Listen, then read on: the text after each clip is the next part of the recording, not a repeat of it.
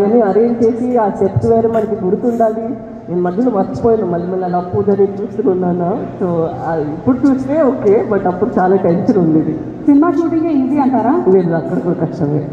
ఏది అక్కడ కూడా మనకి కష్టమే. డాన్స్ ఎట్లా చేసి మళ్ళీ చేస్తున్నాం కదా, కరెక్ట్గా రావాలి ఒక్కొక్క టేక్లో.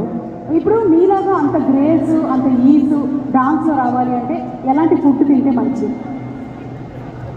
నేను ఫ్రూట్స్ చాలా తింటాను మేబీ, అండ్ కొంచెం ఫ్లెక్సిబిలిటీ ఎక్సర్సైజెస్ ఏమైనా ఉంటే అది హెల్ప్ అవుతుంది. అది విషయం. నేను వెజిటబుల్స్ ఎక్కువ కోకోనట్ వాటర్, ఏది కొబ్బరి నీళ్ళు 5 లీటర్స్ కోకోనట్ వాటరా? అంత తాగకూడదు.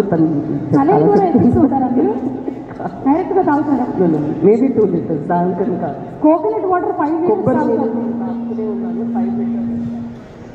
5 లీటర్స్ తాగుతారా? పొద్దు నుంచి సాయంత్రం అదే పని.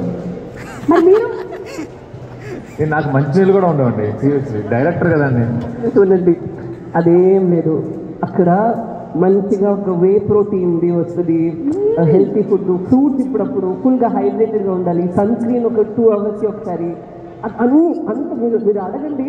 ఎక్కడైనా మన సెట్లో ఎవరైనా ఉంటే వాళ్ళు కరెక్ట్ కదా. దాంతో పాటు మాత్రం కాదు, అంబ్రెల్లా, ఫ్యాన్. నేను ఏమైనా ఒక సన్ స్క్రీన్ వేసుకున్నానంటే అదేంటి కంపెనీ ఎక్కడి నుంచి కొనుక్కున్నారు, చూసుకోవడానికి మనం తీసుకున్నాం అన్ని ప్రోడక్ట్స్.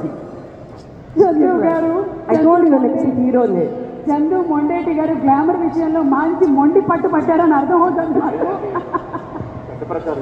లేదు, మీ ఇంటర్వ్యూలో ఒకటి చూసామండి, సాయి పల్లవి గారు మేకప్ చాలా తక్కువ వేసుకుంటారు, ఆవిడ సన్ స్క్రీన్ మాత్రమే రాసేసుకొని వెళ్ళిపోతారని చెప్పారు ఆయన.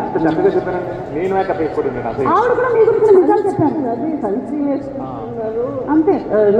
అది చిన్న టాబ్లెట్లో సన్ స్క్రీన్ వస్తుంది, దాని గురించి తెలుసు. ఏమని తెలుసు, అది అన్ని తనకి తెలుసు, అందుకే చెప్తున్నారు. ఆవిడ రాష్ట్రంలో మిగిలిన ఏమైనా ఉంటే వాళ్ళు తీసుకుని రాసుకుంటాను తప్పితే నేనే సపరేట్గా. డైరెక్టర్స్ ఎవరన్నా అలా మెయింటైన్. ఇప్పుడు చెప్పండి డైరెక్టర్ గారు, మీరు ఒకవేళ హీరోగా చేసినట్టయితే మీకు హీరోయిన్ ఎవరు? ఏ అనుపమ పరమేశ్వరన్, బి సాయి పల్లవి? నేనెందుకు చేస్తానండి హీరోగా? ఇది ఒక్కటే మాకు కావాల్సింది, అందుకని అడిగాను. ఎక్కడ చెప్పేస్తారేమో అనుకున్నాను ఫ్లోలో.